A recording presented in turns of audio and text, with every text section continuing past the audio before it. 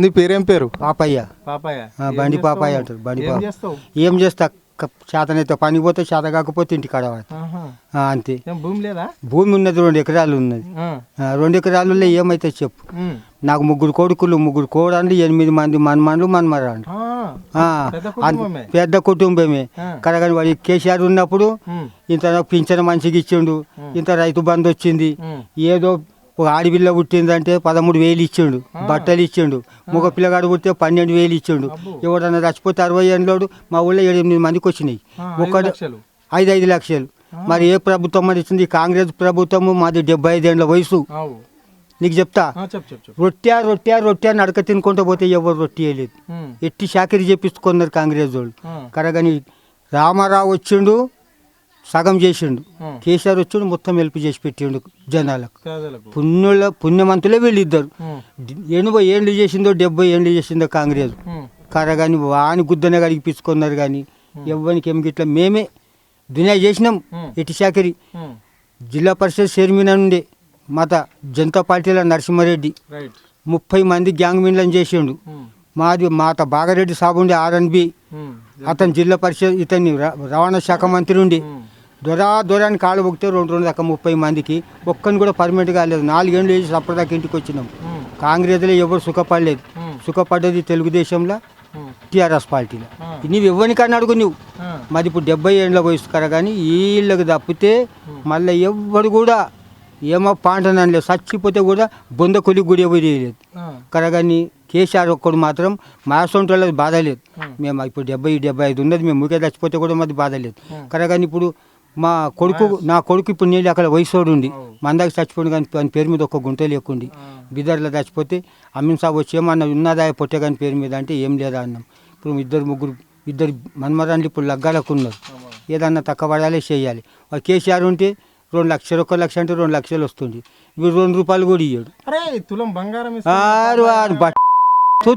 ఇటువంటి బట్ ఇక మళ్ళీ ఈ మన భారతదేశంలో మళ్ళీ ఎవరు రాడు సార్.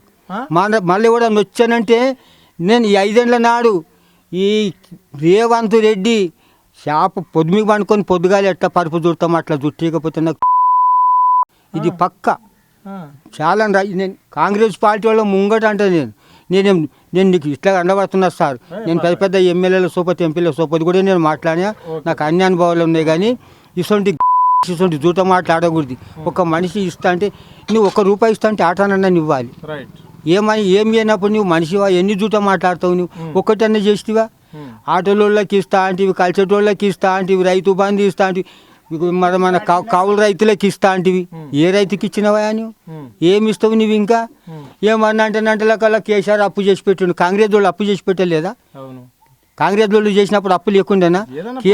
కేసీఆర్ చేసిండు అంటే మరి కొంత పేదలకు మేలు చేసిండు, అప్పు అయిండొచ్చు. కొడుకుల పెళ్లిళ్ళు చేసినప్పుడు తండ్రికి అప్పు కాదా? నాకు తప్పుండి పెద్ద మనిషికి నాకు తప్పు అనిపెక్కాలి. మరి చేసి ఉండొచ్చు, కేసీఆర్ అప్పు చేసి ఉండొచ్చు. మరి నువ్వేనికి డబ్బు ఇప్పుడు ఎన్ని కోట్ల అప్పు చేసి పెట్టినవి? ఇప్పుడు మరి ఇప్పుడు వార్తల్లో నడుస్తున్నాయి కదా, నీ అప్పు కూడా నడుస్తున్నది కదా. మరి నువ్వేం చేసినావు? ఏ రైతుకి ఏం చేసినావు? మరి ఏం చేసిండు?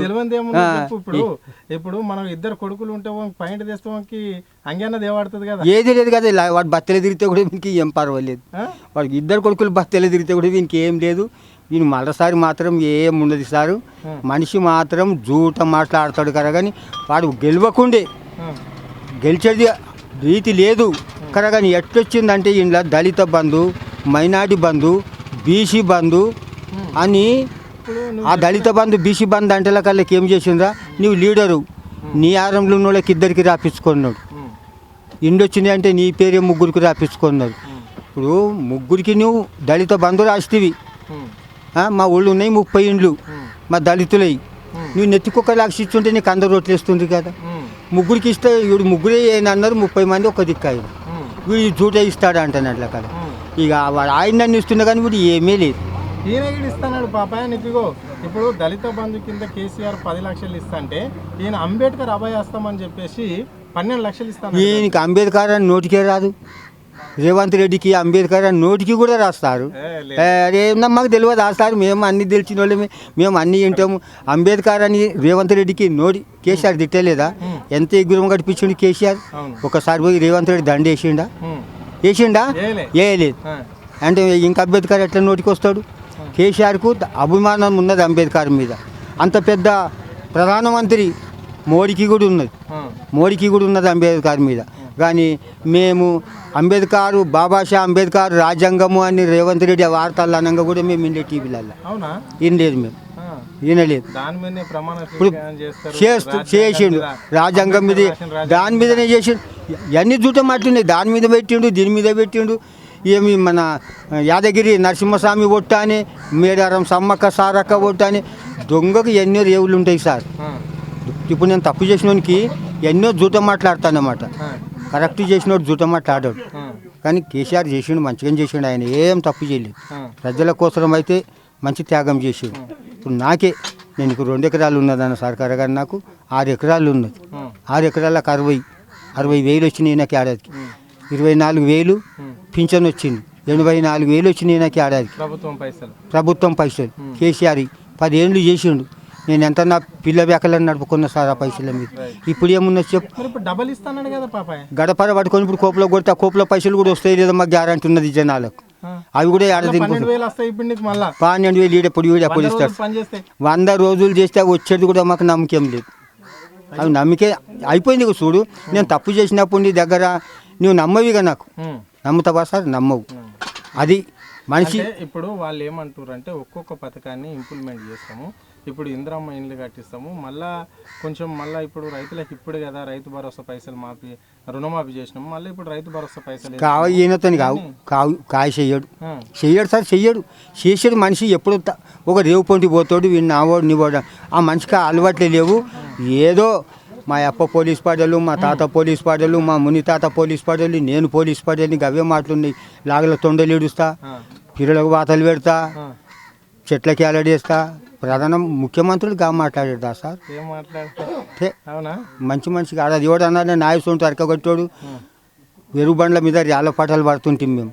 ఆ ర్యాల పాటలు మాటలున్నాయి కదా, కానీ పెద్ద మాటలు లేవు.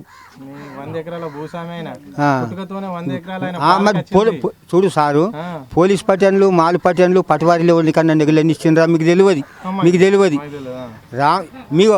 నువ్వు పడేలివి పాపయ్య గడ చింతకాయలు దింపుకరా పో అంటే లేదు పడేలా నాకు చెట్టు ఎక్కరాదంటే నీకా కొడుక నీ పని చేస్తా అంటాను అంటుంది. ఇక్కడ కట్టెమండు వాళ్ళ కొట్టు నాకు శాత కాదు పడేలా అంటానంటే కొడుక నీ పని చేస్తానాలి, నాకున్న భూమి నీకు దిద్దాలి. అస వంటిది రామారావు కూట్ లేకుంటే వీకేసిండు పుణ్యాత్కుడు. 2 రూపాయల కిలో బియ్యం అంటున్నా అని ఆడికెళ్ళి బియ్యం వచ్చినాయి.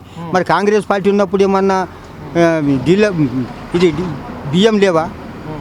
ఆ పొద్దుగా కూడా ఉన్నాయి. కానీ ఆడ తిన్నారో ఎక్కడ అమ్ముకున్నారు, ఎవరికి ఇచ్చిండ్రు, ఎవరికి కండవలేదు. రామారావు వచ్చిండైతే అప్పుడు మాయసొంటి పేదవులకు 5 ఎకరాల కన్నా 1 గుంట ఎక్కువ ఉంటే పచ్చ కారెట్ ఇచ్చిండు, చక్కెర కారెట్. 5 ఎకరాల కన్నా 1 గుంట తక్కువ ఉంటే 20 కిలోల బియ్యం కారెట్ ఇచ్చిండు. ఆ బువ్వ తిన్నాం, పిల్లలకు బస్ పీరి, మధ్యాహ్నం భోజనం ఎన్నో చేసి పెట్టిండు. ఇక చెప్పుకోనాలంటే ఇట్లా ముట్టుకుని టింగిలం లెక్కలు ఉన్నాయి. రామారావు ఇక అవన్నీ కొట్టిస్తారు. ఈ కేసీఆర్ రామారావు శుద్ధి మన రేవంత్ రెడ్డి శుద్ధి చేయకూడదు.